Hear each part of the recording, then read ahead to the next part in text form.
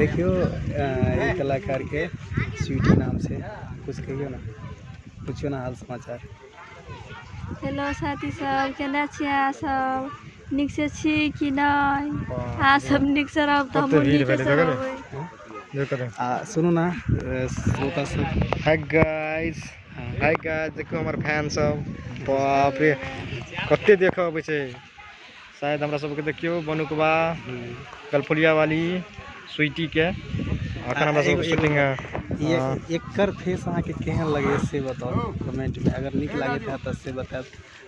केहन लगे है कॉमेडी केहन लगे है से कहो।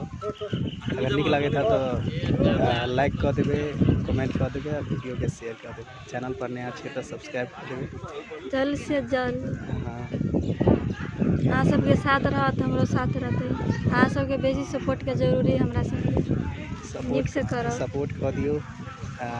एकरा पर आशीर्वाद कनी कर दियो। अहाँ सबके आशीर्वाद रहती तो जय जय रहती सब तक। हाँ क्या तो ओहो कुछ आगा बढ़े ला चाहे से तो जब तक देखियो कोई भी क्षेत्र में अगर कोई सपोर्ट नहीं करे है ना तो कोई आगा नहीं बढ़ पावे है। ताहि द्वारे अहाँ सबके सपोर्ट बहुत जरूरी है।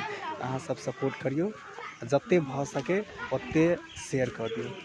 चलू तो एगो छोटा सा अहाँ सबके वीडियो छले। वीडियो अहाँ सबके केहन लागल वो कमेंट में जरूर बताएब।